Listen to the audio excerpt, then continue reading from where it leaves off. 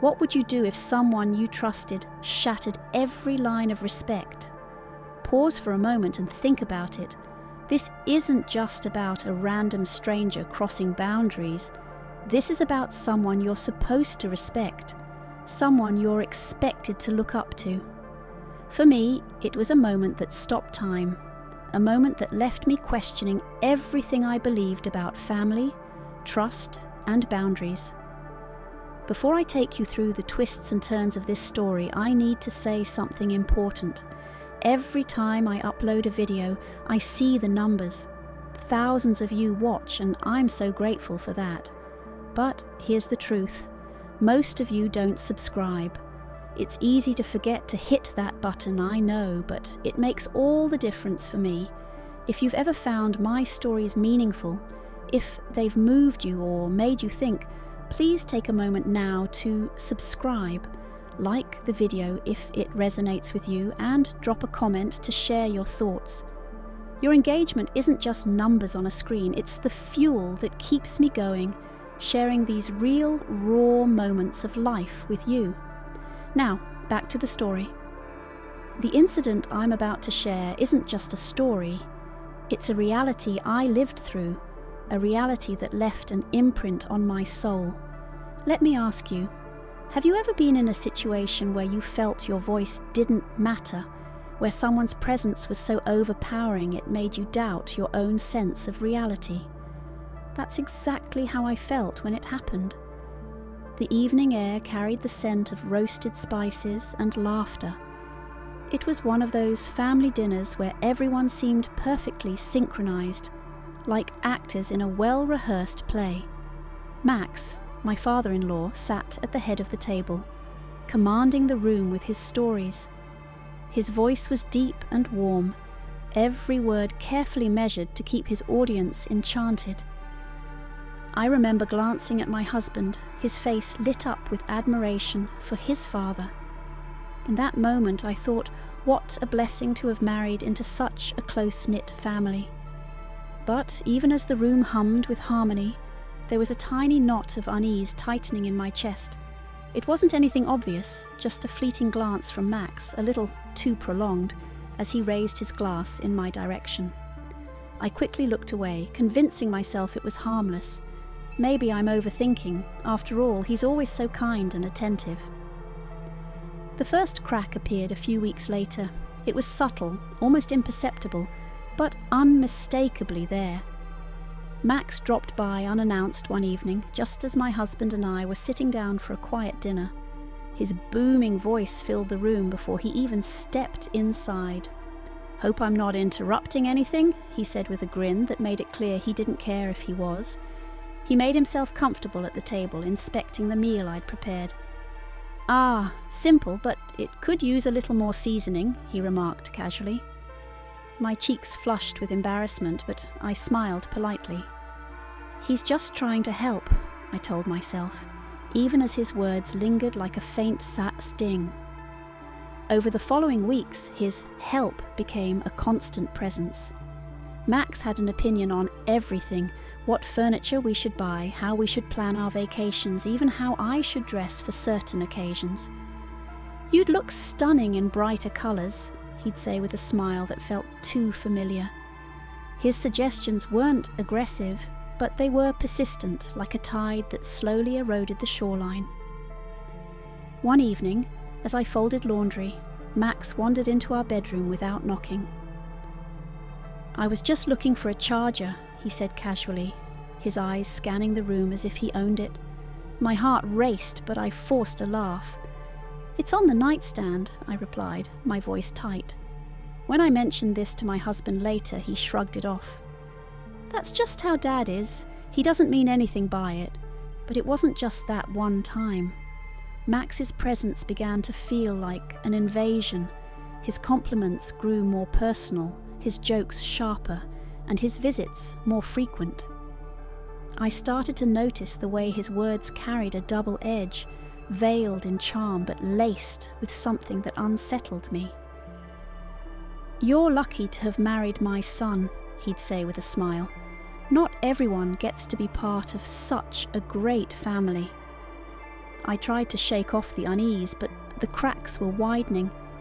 Each time I brought it up with my husband, he'd dismiss my concerns with a laugh. "You're overthinking again," he'd say, brushing a kiss on my forehead. But deep down, I knew this wasn't something I could ignore forever. Max wasn't just crossing boundaries, he was erasing them, and I was the only one who seemed to notice. The cracks from before felt manageable, but Max's presence slowly became a shadow looming over every corner of our lives. It started subtly, an opinion here, a suggestion there, but his influence began to feel less like help and more like intrusion. One evening, my husband and I had planned a quiet dinner at home, a rare moment for just the two of us. The table was set with flickering candles, the soft hum of our favourite playlist filling the air. For once, I felt like we could escape the chaos and just be us. But just as I was about to serve the meal, the doorbell rang. I froze. My husband glanced at me, his face reflecting my unspoken thoughts. Please don't let it be him. But, of course, it was. Max stepped inside, his familiar cologne filling the room before he did. He carried a bottle of wine, holding it up as if that was enough reason to derail our evening. "Thought I'd join you two," he said, his smile wide, but his tone leaving no room for protest. "It's my son's house too, after all." The tension in the room was immediate, the intimacy we'd worked to create evaporating like steam from the untouched dishes. Max pulled out a chair at the table and sat down without waiting for an invitation. My husband hesitated, torn between his loyalty to his father and the plans we had made. "We weren't expecting anyone," I managed, forcing a smile that didn't reach my eyes. "I know," Max replied with a chuckle, pouring himself a glass of wine. "That's what makes it fun." I sat through that dinner, biting back my frustration as Max critiqued everything from the seasoning in the food to the way we had arranged the living room. "You really should think about getting a bigger table," he said, tapping his knuckles on the wood. "It's not very practical for family gatherings." His words weren't malicious, but they were unrelenting, each one chipping away at my patience. My husband stayed quiet, occasionally nodding in agreement. I wanted to scream, to tell him to see what was so clear to me. This wasn't harmless interference, it was control. Over the next few weeks, Max's involvement grew. He began showing up more frequently, often unannounced, always with some new advice to share. "You should plant roses in the front yard," he'd say, gesturing toward the lawn. "It'll make the house look more welcoming." Or, "Why don't you let me handle your finances? You young people don't know how to save." He started kissing me. He'd touch my chest. He'd do something. Some bed. When I pushed back, he'd feign hurt, his eyes narrowing as he said, "I'm just trying to help, but I guess I'm not welcome anymore." Those words hit me harder than they should have, wrapping me in a guilt that wasn't mine to carry. I began questioning myself, wondering if I was being unkind or ungrateful. Was I overreacting? Was I making something out of nothing? But deep down, I knew the answer. Each visit from Max felt like an intrusion, not just into our home, but into the fragile space my husband and I were trying to build together. And the worst part was, he didn't see it. Or maybe he didn't want to. The suffocating tension of Max's presence had woven itself into every fabric of my life. His words, his glances, and his never-ending advice had become a constant reminder that my world wasn't entirely mine anymore. It wasn't just the unannounced visits or the unsolicited suggestions. It was the way he carried himself, as though he owned every room he walked into, as though my life was simply an extension of his. And yet, I stayed quiet. I told myself I could endure it for the sake of my husband, for the sake of peace. But peace is a fragile thing, and that illusion shattered during a family gathering that was supposed to bring us closer. It was a sunny Sunday afternoon, the kind that feels almost too perfect to spoil. Max had insisted on hosting a barbecue at his house, inviting extended family and friends to join. I had been dreading it all week, knowing full well what his gatherings usually entailed. Max at the centre playing the benevolent host, while everyone else laughed at his jokes and nodded at his opinions. Still, I put on a smile, telling myself that I could get through one afternoon. The yard was crowded with familiar faces, the scent of grilled meat mingling with the laughter of children running around. Max was in his element, greeting guests with his signature charm. As I helped set up the table, I could feel his eyes on me. "Ah, there she is," he said loudly, drawing everyone's attention. "The woman who keeps my son in check." His tone was playful, but something in the way he said it made my stomach churn. I laughed nervously, brushing it off. "Just helping out," I replied, hoping to end the moment there. But Max wasn't done. "You know," he began, addressing the growing circle of guests around him, "she wasn't always this polished. I still remember the first time I met her. She couldn't even make a proper cup of tea." His laughter rang out, echoed by a few others who probably didn't even know why they were laughing. My cheeks burned, the humiliation washing over me like a wave. I forced a smile, gripping the edge of the table to steady myself. "Well, I've learned a lot since then," I said, my voice tight. Max waved a dismissive hand. "Of course you have. My son wouldn't settle for anything less than perfection. Isn't that right?" He turned to my husband, who chuckled awkwardly, clearly unsure of how to respond. I felt a knot tightening in my chest, the kind of anger that comes from years of biting your tongue. But before I could say anything, Max leaned in closer, his voice just loud enough for those nearby to hear. "Though I have to say, you're still a bit too headstrong. Men don't like that, you know. You should work on being a little more agreeable." Time seemed to slow in that moment. The chatter around us faded into the background, replaced by the sound of my heartbeat pounding in my ears. I glanced at my husband, hoping for some sign of support, but he looked away, his discomfort evident. I couldn't stay silent anymore. "Max," I said, my voice trembling but firm, "that's enough." The laughter stopped. All eyes were on me now, and the weight of their stares felt like 1,000 pounds pressing down on my shoulders. Max raised an eyebrow, feigning surprise. "What's wrong? Can't take a joke?" No," I said, my voice growing steadier. "It's not a joke. It's disrespectful, and it's been going on for too long." A murmur rippled through the crowd, the air thick with tension. Max crossed his arms, his smile fading. "I was just having a little fun. You don't have to be so sensitive." Sensitive. That word hit me like a slap. How many times had I heard it before, used to dismiss my feelings and invalidate my experiences? I took a deep breath, steadying myself.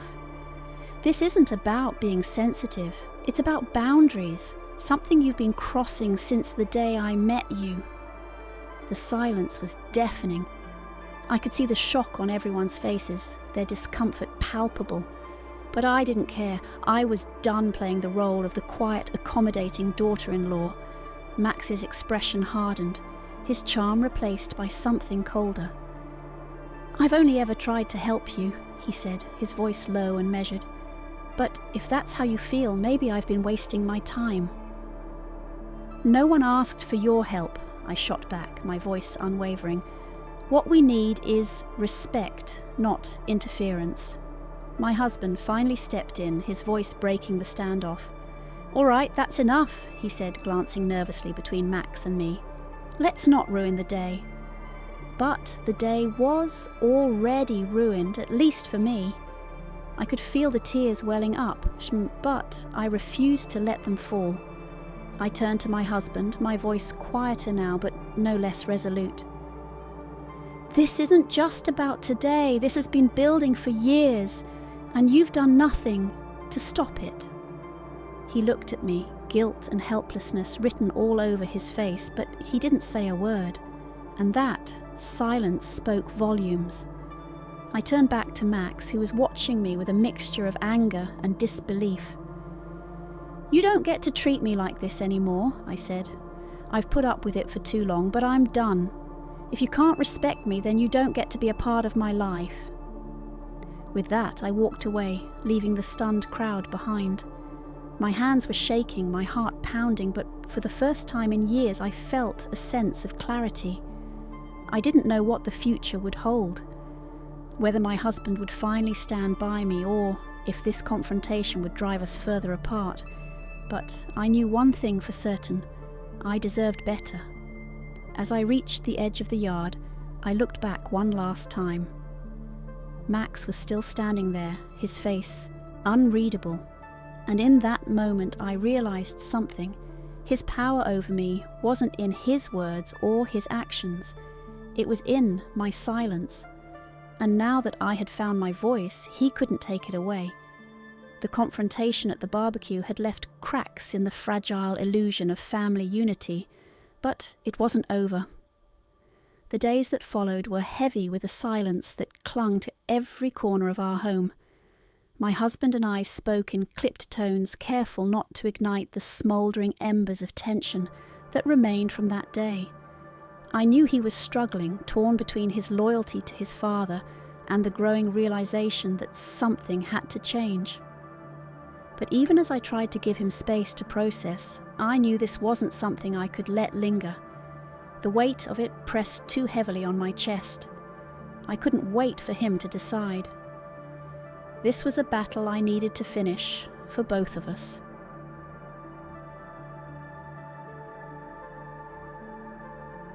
It was a Wednesday evening when Max showed up unannounced. Again, the sight of him standing at our door, so composed and unapologetic, sent a familiar wave of anger coursing through me. He carried himself with the same air of entitlement he always had, his presence filling the space before he even stepped inside. I glanced at my husband, who hesitated for a long moment before stepping aside to let him in. The unspoken tension between us was like an invisible wall, and I knew that whatever happened next would test us in ways we hadn't yet faced. Max walked into the living room like he owned it, his eyes scanning the space as though appraising it, before finally landing on me. "We need to talk," he said, his tone firm, devoid of any warmth or acknowledgement of the damage he'd caused. I nodded, motioning for him to sit. My husband remained standing near the doorway, hovering like a spectator, unsure if he wanted to witness what was about to unfold. The air felt charged, every second stretching longer than the last. Max leaned forward, his hands clasped tightly together as if he were a parent about to lecture a child. "I've been thinking about what happened," he began, his voice steady but laced with condescension. "And I realized you've misunderstood me. Everything I've done, every word I've said, has been for your benefit. I've only ever wanted what's best for this family." His words hung in the air, thick with self-righteousness. I met his gaze, refusing to look away. "What you call help, Max, has felt like control. You've crossed boundaries that were never yours to cross. And when I've tried to set those boundaries, you've dismissed me, belittled me, and made me feel like I don't belong in my own home." His expression hardened, the charm slipping from his face like a discarded mask. "I've done no such thing," he said, his voice sharp now. "If you feel that way, that's on you, not me. Maybe you're too sensitive, too unwilling to accept a little guidance." The word sensitive struck a nerve, igniting a fire that had been simmering inside me for years. I leaned forward, my voice calm but unwavering. "This isn't about sensitivity, Max. It's about respect. Respect that you haven't shown me, not as your son's wife, and not as a person, and I won't accept it anymore." For a moment the room fell into a tense silence. My husband shifted uncomfortably, his face a mixture of guilt and uncertainty. I turned to him, my voice softening despite the storm brewing inside me. "This isn't just my fight," I said, my words deliberate. "It's ours, and I need to know where you stand." His eyes darted between Max and me, the weight of the decision visibly crushing him. I could see the internal war playing out on his face, the loyalty to his father that had been ingrained in him since childhood, clashing against the love and commitment he'd made to me. Finally, he spoke, his voice low but resolute. "Dad, you've overstepped. I've ignored it for too long, but it's time for things to change. You need to respect our boundaries, or this relationship can't continue as it is." Max's face darkened, his lips pressing into a thin line. His pride had been wounded, and it showed in every rigid line of his posture. "I see how it is," he said coldly, rising to his feet. "You're choosing her over your own father." "This isn't about choosing sides," my husband replied, his voice firmer now, though I could sense the strain behind it. "It's about doing what's right." Max turned his gaze back to me, his eyes narrowing. "You've poisoned him against me," he said, his tone accusatory. "But you'll regret this. Families don't survive without unity." I felt a flicker of doubt, his words scratching at the fragile edges of my confidence. But then I reminded myself of everything I'd endured, every boundary crossed, every moment of disrespect, and I stood firm. "Families don't survive without respect, Max, and I won't let you treat me like this anymore." Without another word, he turned and left, his footsteps heavy with anger. The sound of the door closing behind him echoed through the room, leaving a silence that felt different, less oppressive, more freeing. I turned to my husband, tears welling in my eyes, though I wasn't sure if they were from relief, exhaustion, or the weight of what we'd just faced together. "Thank you," I whispered, my voice breaking. He pulled me into his arms, holding me tightly.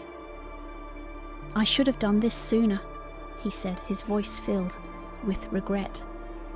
"I'm sorry it took me so long to see what was happening." As I stood there in his embrace, I felt a sense of closure, not just with Max, but with the part of me that had doubted my own worth. I realized then that standing up for myself wasn't just about confronting Max. It was about reclaiming the space in my life where my peace and self-respect belonged. It was about drawing a line, not just for him, but for anyone who dared to cross it. In the days that followed, things weren't magically perfect. The absence of Max's presence left a void that we both had to navigate. My husband struggled with the loss of his father's approval, and I grappled with the lingering wounds of years spent walking on eggshells. But for the first time, we were facing those challenges together, as partners. One evening, as we sat on the couch, my husband turned to me, his expression earnest. "I know it's not going to be easy," he said, "but I promise I'll do better. For us."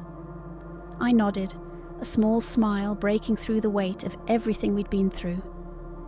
"That's all I need," I said softly. And in that moment I realized something important. Boundaries aren't just about keeping others out. They're about protecting the space where your peace and self-respect reside. They're about teaching the people around you how to treat you, not with words but with action. And that space, I decided, was no longer negotiable. Max's shadow may have loomed large for a long time, but now it was fading, and in its place was something stronger, something worth fighting for.